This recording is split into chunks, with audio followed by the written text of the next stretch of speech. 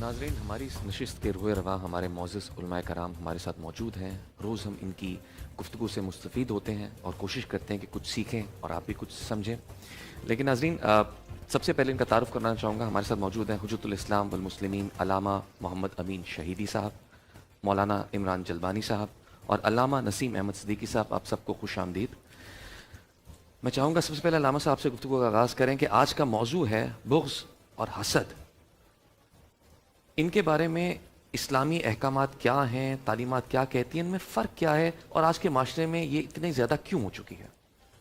औज़ुबिल्लाहि मिनश्शैतानिर्रजीम, बिस्मिल्लाहिर्रहमानिर्रहीम।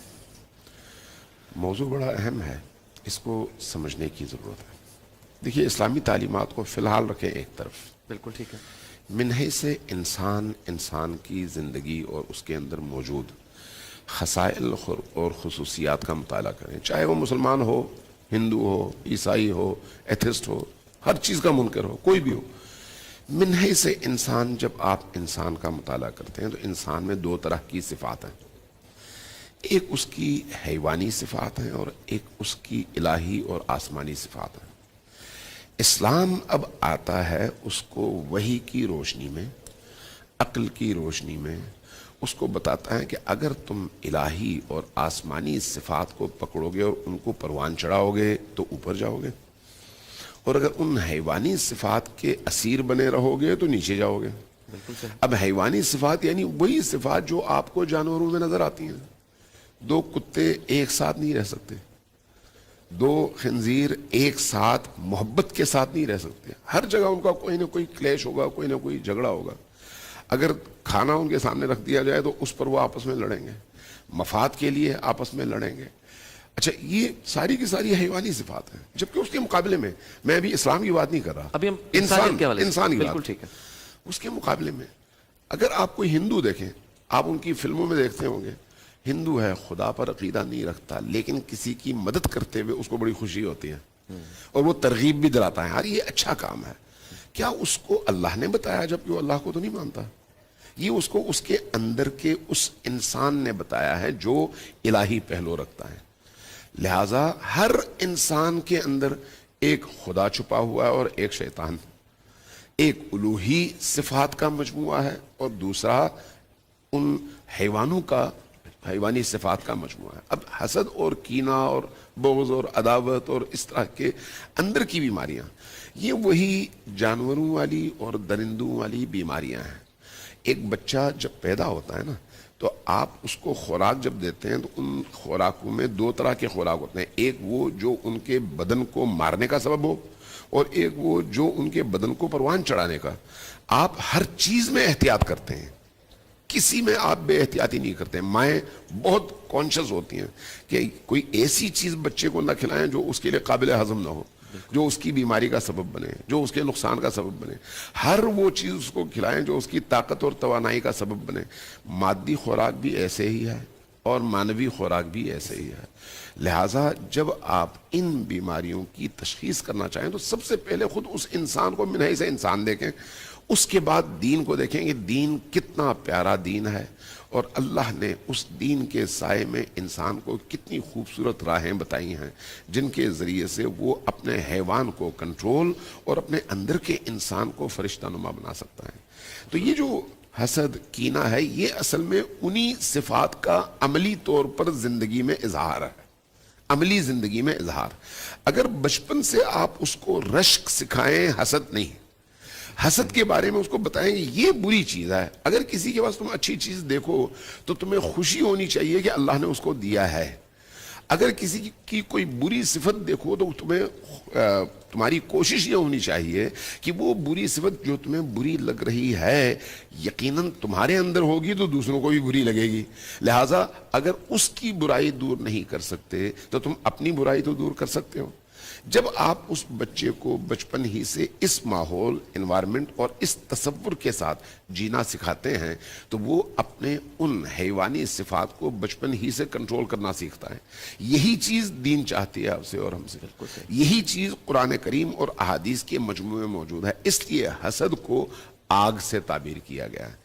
आग जलाती है ना, हसद भी जलाने का सबब है।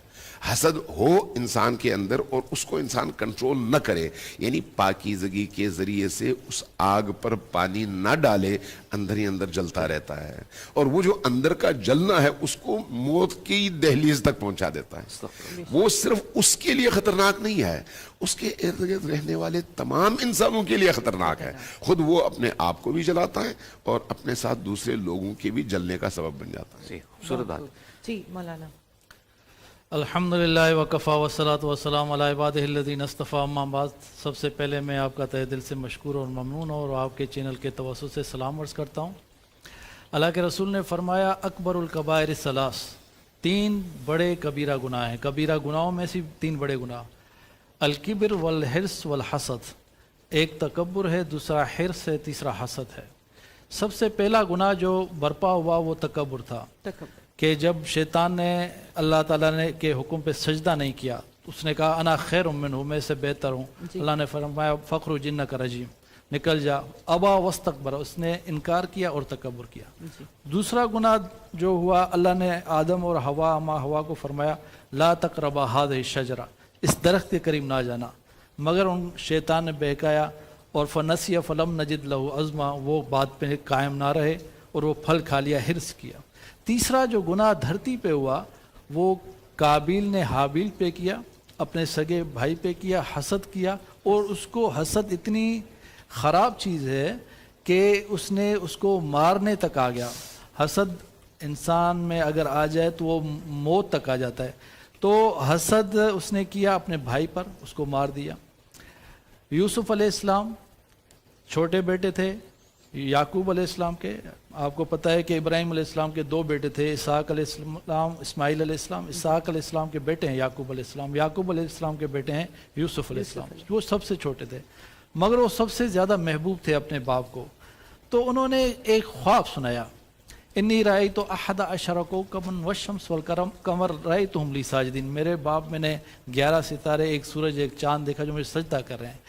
تو اب ان کے باپ کو تو پتہ تھا انہوں نے کیا دیکھا ہے، انہوں نے کہا لا تقصص رؤیاک علی اخوتک، یہ خواب اپنے بھائیوں کو نہ بتانا، فیکیدوا لک کیدا، وہ تمہارے لیے منصوبے بنائیں گے۔ اور ایسا ہی ہوا، انہوں نے کیا کیا کہ اس کو جنگل میں لے گئے، بہت لمبا قصہ ہے، مختصر یہ کہ وہ انہوں نے کہا اس کو اقتلوا یوسف، اس کو مار دو۔ یہ نوبت آ گئی، اس کے بڑے بھائی یہودا نے کہا نہیں، اس کو القوا فی غیابۃ الجب، اس کو جو ہے نا کنویں میں پھینک دیتے ہیں۔ تو یہاں تک بات آ جاتی ہے، مارنے مرانے تک آ جاتی ہے۔ حسد جب پیدا ہوتا ہے، حسد کس چیز کو کہتے ہیں؟ حسد ہے کہ سمیع صاحب کے پاس کوئی نعمت ہے، جی ٹھیک ہے، اور میرے پاس وہ نہیں ہے، جی، میں یہ چاہتا ہوں میرے پاس اگرچہ نہ ہو مگر اس سے وہ زائل ہو جائے، بالکل اس سے وہ زائل ہو جائے، میری یہ خواہش ہے، جی، یہ حسد ہے۔ اور جو بغض ہے، حسد کا مطلب ہے جیسے علامہ صاحب نے فرمایا جلنا۔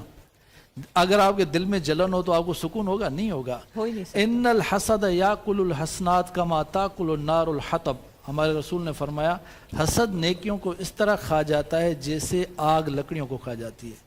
پھر جو بغض ہے وہ دل کے اوپر بوجھ کا نام ہے، آپ دل پر بوجھ رکھیں تو آپ کا دل مطمئن ہوگا؟ نہیں ہوگا۔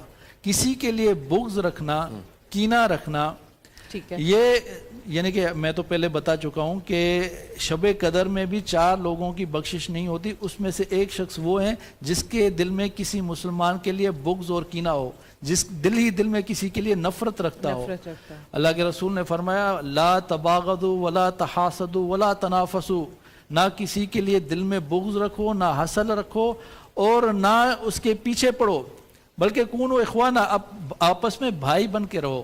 یہ حسد اتنی بڑی بیماری ہے کہ میں ایک حدیث اور کوٹ کر دوں۔ جی، آپ صلی اللہ علیہ وسلم تشریف فرماتے، آپ نے فرمایا ابھی ایک شخص آئے گا وہ جنتی ہے۔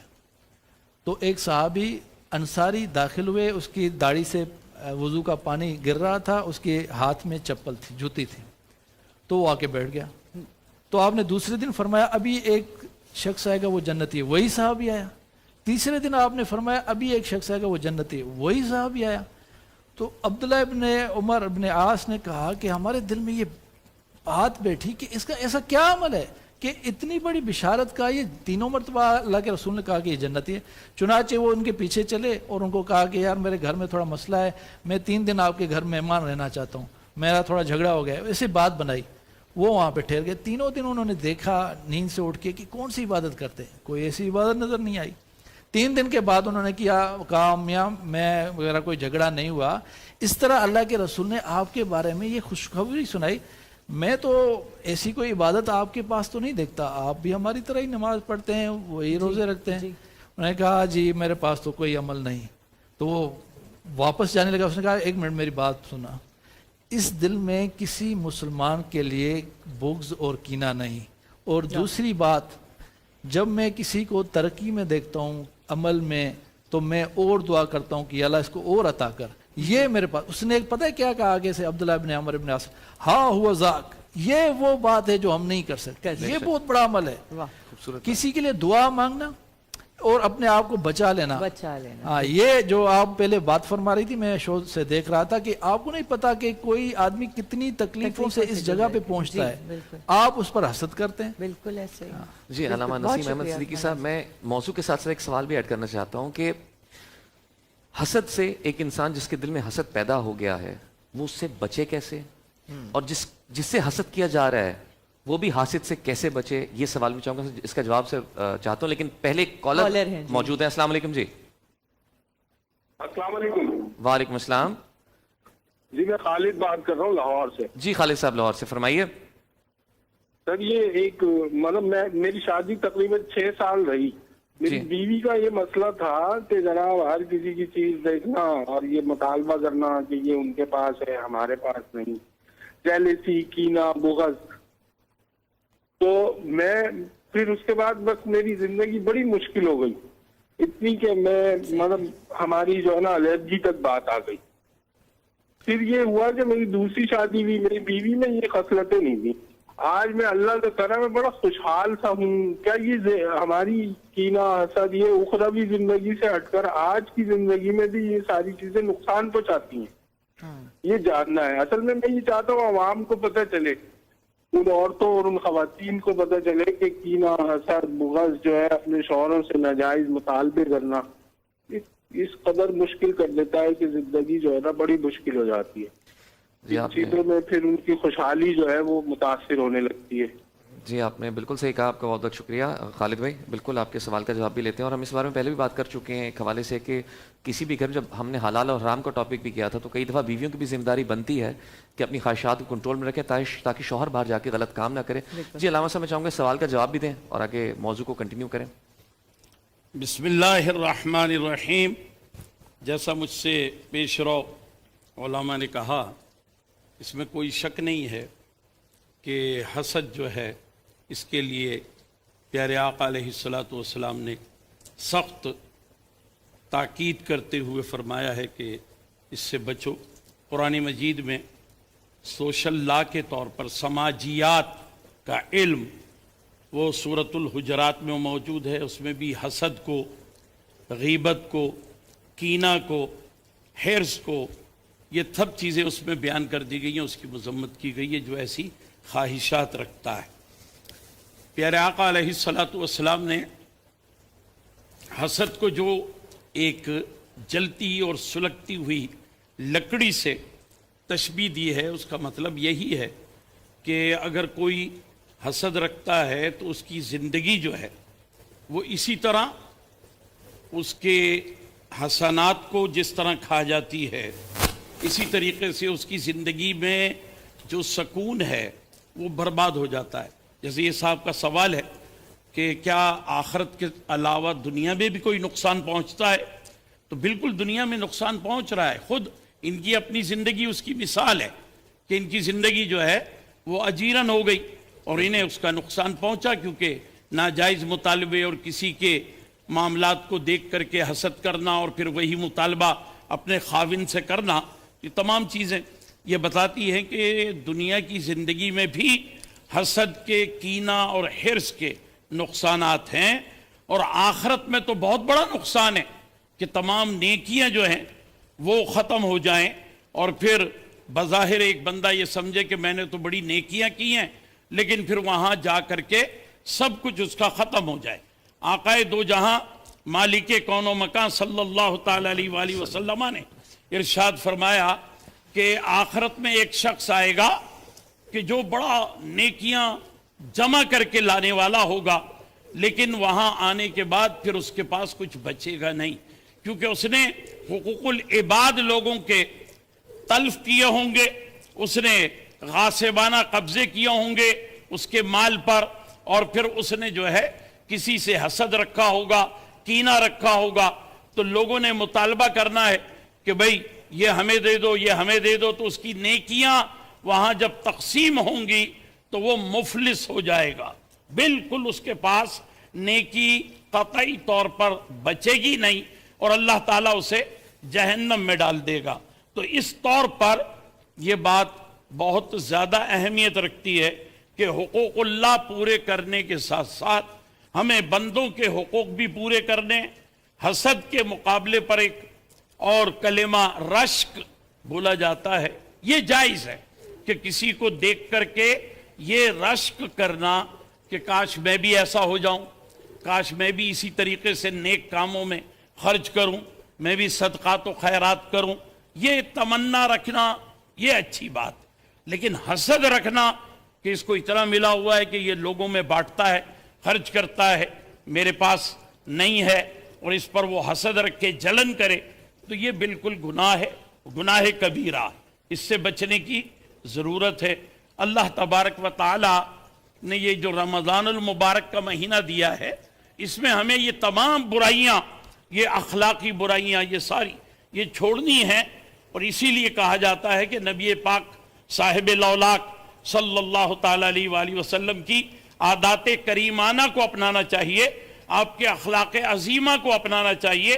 जब आपकी आदत, आपके अखलाक हमारे पेश नज़र होंगे तो हमारे जो बुरे आदात, बुरे अखलाक हैं, अल्लामा साहब ने जैसे कहा कि शैतान का मकर और फरेब जो है वो हमारे दिल में जगह बनाता है, नफ्स अम्मारा उसको कंट्रोल करता है, तो फिर उसे उसी सूरत में दिल से निकाल सकते हैं जब अल्लाह के प्यारे हबीब अलैहिस्सलातु वस्सलाम की आदतों को अपनाएं और उनके तरीक़े पर अमल करें।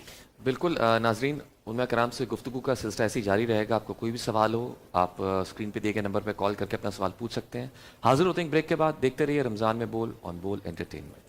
उलमा कराम से गुफ्तगू का सिलसिला आगे बढ़ाते हैं। बहुत दिलचस्प मौजू है, बहुत सवाल हैं समी के पास भी, मेरे पास भी। जी समी। जी हिबा, बिल्कुल मैं अल्लामा साहब से पूछना चाहता हूँ कि एक शख्स जिसके दिल में हसद पैदा हुआ है वो उस हसद से कैसे खुद को बचाए, और एक शख्स जिसके लिए किसी ने हसद किया है वो हसद से कैसे बचे? कैसे बचे? देखिए, हसद का पैदा होना चूंकि इंसान की अपनी उस जबिल्ली खुसूसियात में से खुसूसियत है, इसलिए उसका पैदा होना मायूब नहीं है, लेकिन उसको कंट्रोल न करना मायूब है। भूख लगना मायूब नहीं है, लेकिन भूख के नतीजे में हर गलत चीज़ खाना मायूब है। मैं मिसाल इसलिए दे रहा हूँ कि समझ आए कि सामने वाले को हसद पैदा होगी, लेकिन बचपन ही से, इब्तिदा ही से उस हसद को कंट्रोल करने के लिए वालिदैन को ऐसी इन्वायरमेंट घर के अंदर पैदा करनी चाहिए कि बच्चा दूसरे की निस्बत हसद की बजाय दूसरे की मदद सीखे। और यही चीज़ बड़ी सतह पे बड़ी उम्र के लोग भी ये काम कर सकते हैं। अब जब एक इंसान शऊर की दुनिया में आता है, यानी एक नाबालिग बच्चा बालिग हो जाता है, शऊरी तौर पर बुलूग तक पहुंचता है, अब वो अपनी अक्ल को इस्तेमाल कर सकता है ना। तो हसद जब पैदा होती है उसको सोचना चाहिए कि इस हसद की वजह क्या है। अगर उस हसद की वजूहात को अपने अंदर ढूंढेगा तो उसको महसूस होगा या उसके अंदर कोई कमी है या वो उस नेमत से महरूम है जो दूसरे को मिली हुई है। ज़ात के अंदर जो कमियां हैं वो भी हसद का सबब बनती हैं, और दूसरों को मिलने वाली वो नेमत जो मेरे पास नहीं है वो भी उसका एहसास इंसान के अंदर हसद को पैदा करने का सबब बनती है। अब जो लोग दूसरों की निस्बत हसद करते हैं वो ये नहीं समझते कि जो नेमतें अल्लाह ने मुझे दी हुई हैं उनसे दूसरे भी महरूम हैं। वो इस बात से नाआगाह होते हैं। اچھا، جس شخص کے بارے میں کسی خاص نعمت کو دیکھ کر انسان حسد کا شکار ہوتا ہے، اس کو یہ نہیں پتا ہوتا کہ اس نعمت کے پیچھے اس کی زندگی میں ہزار اور طرح کی مصیبتیں ہیں جو تمہیں نظر نہیں آ رہی. یعنی ہر انسان کی زندگی میں کچھ نعمتیں ہیں اور کچھ ابتلا، آزمائشات اور مصیبتیں. مصیبتیں نظر نہیں آتی، نعمتیں نظر آتی ہیں. اس لیے انسان جب اپنے آپ پر غور کرے تو یہاں پر اس کیفیت سے خود کو بچانے کا بہترین رستہ یہ ہے کہ اللہ نے جو نعمتیں مجھے دی ہیں ان کو میں یاد کرنا شروع کروں کہ وہ کون کون سی نعمتیں ہیں، جن جن نعمتوں سے اللہ نے مجھے سرفراز کیا ہے، اور میں اپنے ارد گرد دیکھوں دوسرے لوگوں میں وہ نعمتیں نہیں ہیں تو انسان خود بخود متوجہ ہوتا ہے کہ اللہ نے مجھے اتنا سب کچھ دیا ہے، اب اگر ایک چیز مجھے نہیں دی جس کا میں شاید اہل نہیں تھا، یا اگر وہ مجھے ملتی تو میرے لیے مصیبت کا سبب بنتی، دوسرے کو اگر وہ چیز ملی ہے تو پھر میں ان نعمتوں کو چھوڑ کر اس ایک نعمت کی وجہ سے دوسرے سے حسد کا اظہار کیوں کروں اور حسد اپنے اندر پالوں کیوں؟ اچھا، ویسے بھی یہ وہ آگ ہے جس کی وجہ سے انسان اپنے اندر کے وجود کو جلاتا ہے. لہذا اب میں ایک بچے کی مثال دیتا ہوں. دیکھیں، آپ جب اپنے کسی بچے کو تربیت دینا چاہتے ہیں نا، ایک 4 سال کا 5 سال کا بچہ اگر کچن سے اپنی والدہ کی نگاہوں سے چھپ کر چاقو اٹھا لے اور اپنے 2-3 بچوں کو، ارد گرد کے بچوں کو ڈرانا شروع کر دے تو آپ خوفزدہ ہو جاتے ہیں کہ کہیں غلطی سے خود اپنے آپ کو اور دوسرے بچوں کو یہ نقصان نہ پہنچائے. ٹھیک، نتیجتاً آپ آہستہ سے جاتے ہیں اس بچے کے ہاتھ سے اچانک وہ چھری اٹھا لیتے ہیں. اب یہ ایسے ہی ہے جیسے اللہ کسی شخص کو کسی خاص نعمت سے جس کو وہ چاہتا ہے محروم کر دے. وہ اپنی دانست میں سمجھتا ہے یہ نعمت میرے لیے شہد ہے، جبکہ وہ نعمت اس کے لیے یا زہر ہے یا تلوار ہے یا بندوق ہے جس سے وہ خود کو بھی مار سکتا ہے اور دوسرے کو بھی مار سکتا ہے. اللہ جب اس سے لے رہا ہوتا ہے اس لیے نہیں کہ وہ برا انسان ہے، اس لیے کہ وہ اس کو اس کے آثار اور اس کے اثرات سے بچانا چاہتا ہے. اگر اس نقطے کو ہم سمجھ جائیں تو یہ مسئلہ ہمارا حل ہو جاتا ہے. اب جہاں تک اس کے علاج کا تعلق ہے، سب سے پہلی چیز تو یہ ہے کہ انسان قرآن سے زیادہ وابستہ ہو. سورہ قلم کی 51 اور 52 نمبر کی آیت ہے جس کو ہم کہتے ہیں وَإِنْ يَكَادُ، آیت ہے وَإِنْ يَكَادُ الَّذِينَ كَفَرُوا. اس کو قرآن سے نکالیں، اس کو اپنے لیے ورد زبان بنا لیں ہمیشہ. ایک دوسرا، 4 قل انہی حسد کی کیفیات سے خود کو اور دوسروں کو بچانے کے لیے ہے. لہٰذا اگر 4 قل انسان کی زندگی کا ورد بن جائیں، اور اسی طرح سے آیت الکرسی وہو العلی العظیم تک، اگر ان کا انسان اپنی زندگی میں ورد کر لے تو دوسروں کے حسد سے بچ سکتا ہے اور خود اپنے آپ کو بھی حسد کی اس بیماری سے بچا سکتا ہے. یہاں پہ میں ہبا کہنا چاہوں گا کہ جو آیات کا ذکر کیا وہی یقاد الذین کفروا، یہ میری والدہ نے مجھے بتائی ہوئی ہے کہ بیٹا یہ جب بھی اس طرح کا معاملہ خود پہ پڑھ لیا کرو. تو اس طرح کی سب چیزیں قرآن میں موجود ہیں. تھینک یو، آپ نے بتایا کہ 4 کل آیت الکرسی، ان آیات کو پڑھ کے آپ خود کو بچا سکتے ہیں. اچھا عمران بھائی، اب آپ سے میں گفتگو آگے کنٹینیو کرنا چاہوں گا کہ یہ تو ہو گیا کہ ایک انسان کیسے بچ سکتا ہے، کیا کر سکتا ہے، حسد سے، حادثے سے بچنے کے طریقے. ہمارا دین کیا سکھاتا ہے جب آپ کسی مسلمان بھائی کی کامیابی دیکھیں تو آپ کو کیا رویہ اختیار کرنا چاہیے؟ اس والے سے کیا تعلیمات ہیں؟ میں پہلے اس جواب کو میں بھی کنٹینیو کرنا چاہتا ہوں. جو اللہ تعالیٰ کے رسول نے فرمایا کہ کس طرح بچیں حاسد سے، وہ یہ ہے کہ کتمان و نعمت، کہ آپ اپنی نعمتوں کو چھپائیں زیادہ. اس کو یعنی جو چیزیں آپ گھر لے رہے ہیں، بنگلہ لے رہے ہیں، گاڑی لے رہے ہیں، لینے سے پہلے ہی اس کی اناؤنسمنٹ نہ کر دیں. یا کوئی چیز، کوئی آپ کو رتبہ مل رہا ہے تو اس سے کیا ہے، حاسد آپ پر، محسود پر حسد کرتا ہے، وہ چیز ضائع ہو جاتی ہے. اچھا میں یہاں پہ سوری آپ کی بات میں ایک سوال میں ایڈ کرنا چاہتا ہوں. آپ نے کہا نعمتوں کو چھپائیں. ہاں، آج کے سوشل میڈیا کے دور میں تو آپ دیکھتے ہیں کہ ہر کوئی ہر چیز کی تشہیر کر رہا ہوتا ہے کہ میں یہ کھانا کھا رہا ہوں، میں یہ لباس پہن رہا ہوں، میں نے گاڑی لے لی، میں نے گھر لے لیا ہے. اس کی وجہ سے حسد بڑھ بھی رہا ہے زیادہ. لے لیں پھر تو ٹھیک ہے، ابھی لے نہیں رہے ہوتے، ابھی اناؤنسمنٹ ہو جاتی ہے، پھر وہ جب چیز ضائع ہو جاتی ہے، یہ کیا ہوتا ہے، حاسد کی آپ کے اوپر حسد کی نظر ہوتی ہے. اللہ کے رسول نے فرمایا اپنی نعمتوں کو چھپاؤ حاسد سے بچنے کے لیے. دوسرا جو آپ نے فرمایا جو علاج، وہ مولانا صاحب نے جو بات فرمائی نا کہ ہمارے رسول نے فرمایا کہ معوذتین، سورہ فلق اور سورہ ناس، اس کا ورد کرتے. مجھے سر میں درد ہے، میں نے پونسٹان فورٹ کھانی ہے، بخار ہے، پیناڈال کھانی ہے، میرے اندر حسد ہے، میں اس کی کون سی گولی کھاؤں؟ تو اللہ نے فرمایا من شر حاسد اذا حسد اذا حسد۔ کہ اس کا علاج اللہ سے پناہ مانگو، کہ شر جو حاسد جو تم پر حسد کرتے اللہ سے پناہ مانگو، یا اللہ مجھے اس کے حسد سے محفوظ فرما۔ یہ اللہ سے دعا مانگنی، یہ دونوں آخری سورہ آپ کو پڑھنی ہے، سورہ ناس اور سورہ فلق، یہ اس کا علاج ہے۔ اور آپ نے پتہ نہیں کیا فرمایا۔ دوسرا میرا سوال یہ تھا کہ اسلام جب ایک مسلمان اپنے مومن بھائی کی ترقی کو دیکھے، خوشی کو دیکھے، کامیابی کو دیکھے، تو اس سے کیا رویہ اختیار کرنا چاہیے اسلامی تعلیمات کے حساب سے؟ جو مولانا صاحب نے پہلے فرمایا کہ اللہ تعالیٰ واللہ یدعو الی دار السلام، اللہ تعالیٰ تمہیں دعوت دیتا ہے کہ جنت کی طرف دوڑ لگاؤ، جو رشک کرو۔ کس چیز میں رشک کرو؟ نیکی میں رشک کرو، کسی کو نیکی میں دیکھو تو اس میں رشک کرو، اور حسد نہ کرو کسی کو، یعنی نعمت کو، یعنی وہ تو میں نے پہلے ڈیفائن کر دیا کہ آپ کسی کو دیکھتے ہیں وہ کہتے ہیں، وہ ہوتا کیوں ہے؟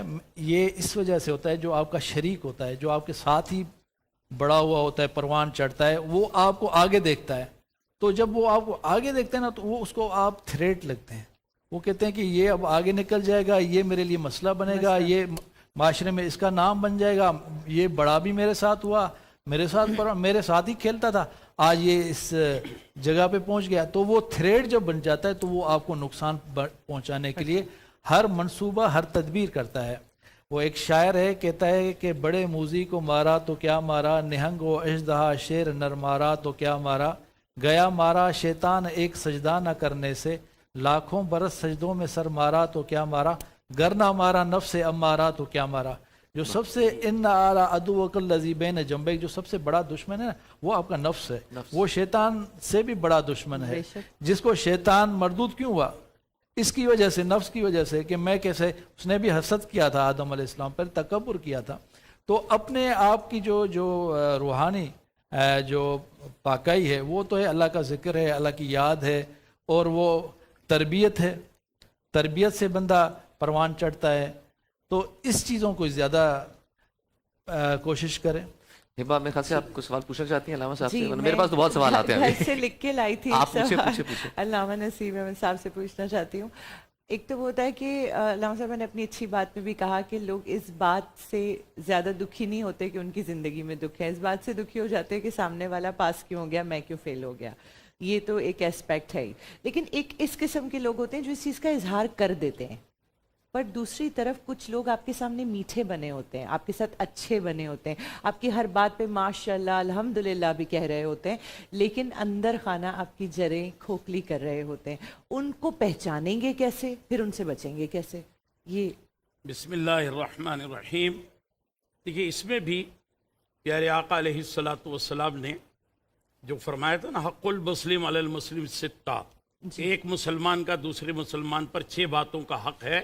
سلام کرے تو سلام کا جواب دے، جب وہ بھلائی کا کوئی ارادہ کرے تو اس کو بتائے، وہ اپنے گھر میں دعوت دے تو جائے، اور اسے چھینک آئے تو اس کا جواب دے، اور بیمار ہو تو عیادت کرے، انتقال کر جائے تو جنازے میں شریک ہو۔ تو یہ جو معاملات ہیں سماجی زندگی سے متعلق، جی، تو اس کو اپنایا جائے اور باقاعدہ طور پہ سلام کو رائج کریں اور محبت کے ساتھ پیش آتے رہیں، تو یقیناً اگر وہ اپنے دل میں حسد کو چھپا کر محض ایسے ہی جواب دے دیتا ہے سلام کا، یا کہہ دیتا ہے جی ماشاءاللہ، تو اس کو آہستہ آہستہ دور کیا جا سکتا ہے جب مسلسل یہ عمل ہوتا رہے گا۔ اسی لیے فرمایا نا پیارے آقا علیہ الصلوۃ والسلام نے کہ تم اگر کوئی موسم کا نیا پھل آ جائے اور اپنے بچوں کو کھلاؤ تو اس کے چھلکے باہر نہ پھینکو، کیونکہ باہر پھینکو گے تو پڑوسی کے بچے دیکھیں گے، تو کہیں ان کے دل میں کوئی حسد یا رشک نہ پیدا ہو جائے، ان کو اپنی محرومی کا احساس نہ ہو۔ یہاں تک فرمایا کہ اگر تم اپنے بچوں کو پیار کرتے ہو تو کوئی یتیم بچہ نظر آ جائے تو اس یتیم بچے کے سامنے اپنے بچے کے ساتھ والہانہ انداز میں پیار نہ کرو، کیونکہ اس کو اپنی محرومی کا احساس ہو جائے گا۔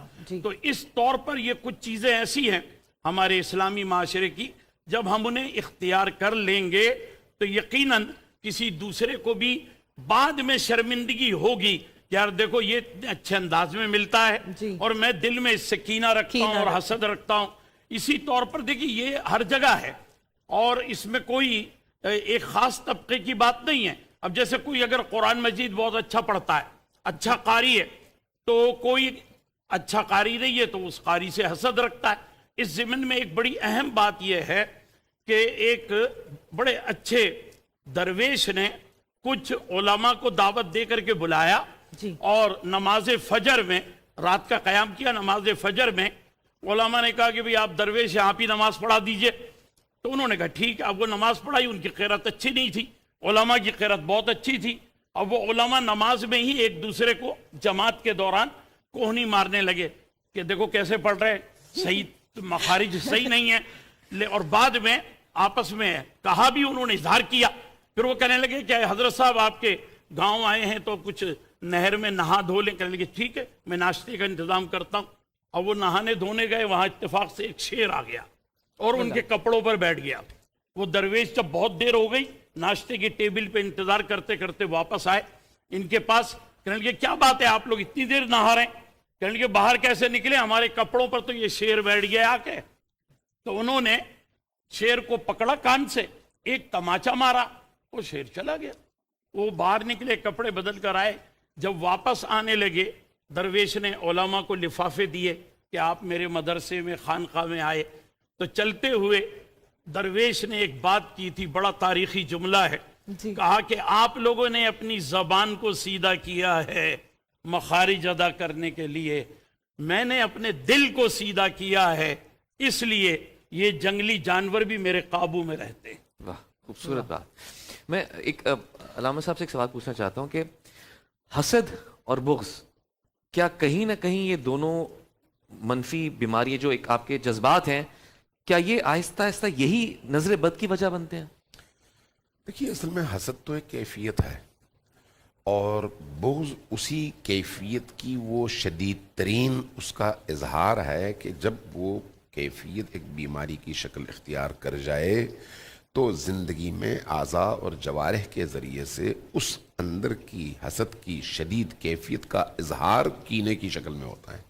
بغض وہی چیز ہے، اس کی وجہ سے انسان ہمیشہ انڈر پریشر رہتا ہے، ہمیشہ، چونکہ وہ ایک بیماری ہے نا۔ جیسے آپ نے بہت زیادہ کھا لیا ہو کسی دن خدا نخواستہ تو آپ سو نہیں پاتے۔ کیوں سو نہیں پاتے؟ آپ کا وہ جو معدہ ہے اس کھانے کے بوجھ کو برداشت نہیں کر پا رہا ہوتا، وہ ڈکاریں ہیں اور کھٹی وہ بات کی بات ہے، لیکن خود اس کا وزن برداشت نہیں کر پا رہا ہوتا۔ یہ بیماری ایسی بیماری ہے جو روح کو متاثر کرتی ہے اور روح ہمیشہ اس کے نیچے دبی رہتی ہے، اسی لیے اس کی زندگی میں سکون نہیں ہوتا۔ اب جب سکون نہیں ہے تو وہ عملی زندگی میں وہ جو اس کے اندر کی بے سکونی ہے دوسروں میں بھی، جس طرح سے بیمار کی بیماری کے جراثیم دوسروں میں پھیلتے ہیں، اس کی یہ بیماری بھی دوسروں میں آہستہ آہستہ سرایت کر جاتی ہے۔ اب جب گھر کا سربراہ اس کیفیت کا شکار ہو، بیوی بھی یقیناً اس سے متاثر ہوگی، بچے بھی یقیناً اس سے متاثر ہوں گے۔ جب میاں بیوی دوسروں کے بارے میں منفی باتیں کریں گے اور بچے موجود ہوں گے تو ان بچوں نے کبھی بھی دوسروں کے بارے میں اچھی باتیں نہ سوچنی ہیں اور نہ کرنی ہیں، چونکہ انہوں نے اوپر دیکھا ہے کہ اوپر سے جو ان کو وراثت میں مل رہی ہے وہ کون سی چیز ہے۔ اس لیے خود میاں بیوی کے درمیان بھی امر بالمعروف اور نہی عن المنکر لازم ہے کہ اگر بیوی دوسروں کے بارے میں منفی بات کرے تو شوہر اس کو روکے، اور اگر شوہر منفی بات کرے تو بیوی اس کو روکے۔ لہٰذا اسلام نے ہمیشہ دوسروں کے عیوب کو چھپانے کی ترغیب دلائی ہے، عیاں کرنے کی نہیں۔ وہ جو دوسروں کے عیوب کو بیان کرنا ہے، اس کو اسلام نے کہا یہ غیبت ہے۔ اور غیبت کیا ہے؟ خود قرآن نے کہا اَيُحِبُّ أَحَدُكُمْ أَن يَأْكُلَ لَحْمَ أَخِيهِ مِيتًا، کیا تمہیں پسند ہے کہ اپنے مردہ بھائی کے مردہ جسم کا گوشت کھاؤ؟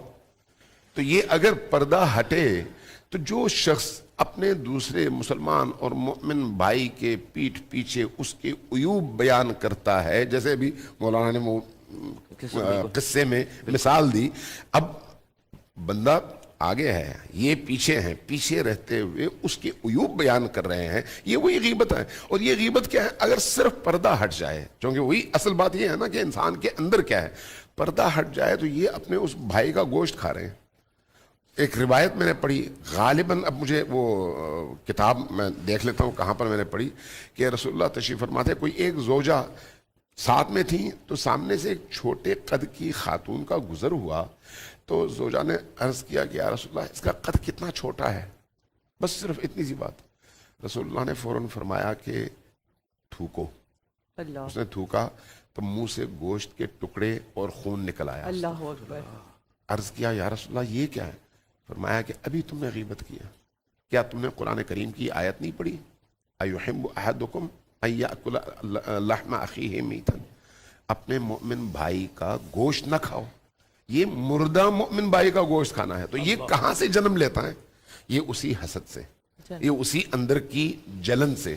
لہٰذا اگر ہم دوسروں کے عیوب چھپانے کی جو اللہ کی خصوصیت ہے, میں نے پہلے عرض کیا نا کہ انسان میں دو طرح کی خصوصیات ہیں, ایک الوہی خصوصیات اور ایک جانوروں کی.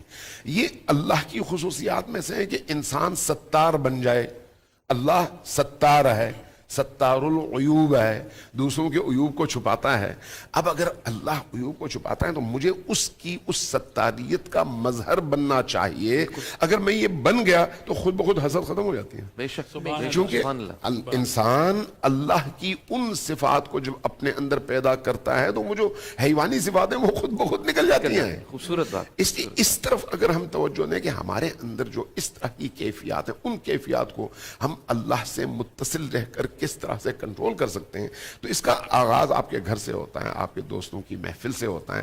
وہاں جہاں پر چند دوست مل کر بیٹھے ہوتے ہیں, ان کو کوئی مثبت بات نہ ملے تو فوراً منفی باتیں شروع کر دیتے ہیں اور پھر ہنسنا شروع کر دیتے ہیں. یہیں سے یہ چیزیں آہستہ آہستہ آہستہ آہستہ انسان کی زندگی کا حصہ بن جاتی ہیں. پھر آدمی اس سے فرار نہیں اختیار کر سکتا. بالکل میں صحیح. چاہوں گی کہ لاسٹ ریمارکس مولانا صاحب دے دیں, پھر علامہ صاحب بھی دے دیں. یہ منٹ کے. ہمارے رسول صلی اللہ علیہ وسلم نے فرمایا لا تدخلوا الجنہ حتی تحاببتم.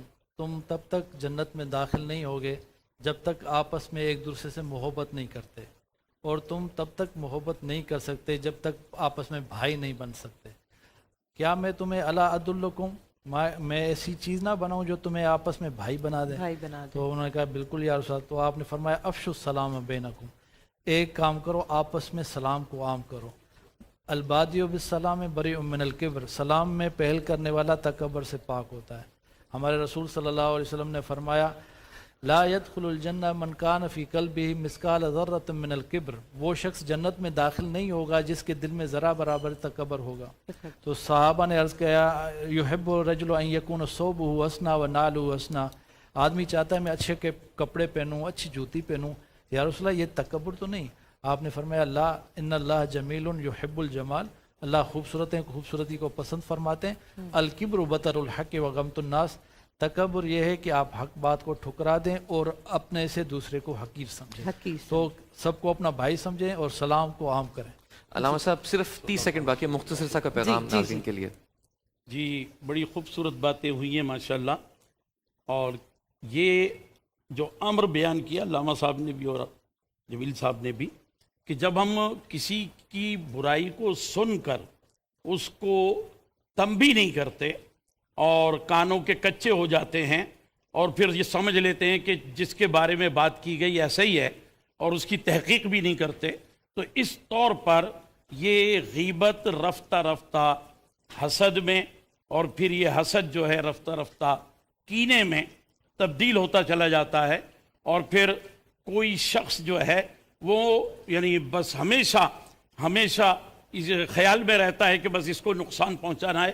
نبی پاک صلی اللہ علیہ وآلہ وسلم نے فرمایا کہ اگر تم کسی کے عیب پر پردہ ڈالو گے, اور یہاں تک بھی فرمایا کہ اگر تم کسی کو اس نیت سے کپڑا دو کہ اس کا جسم ڈھانپ دیا جائے, اللہ تعالیٰ روز حشر تمہارے عیبوں پر پردہ ڈال دے. سبحان اللہ, خوبصورت بات. ناظرین علماء کرام کا بہت بہت شکریہ. اسی کے ساتھ بریک کے جانے پڑتے ہیں. دیکھتے رہیے رمضان میں بول آن بول انٹرٹینمنٹ.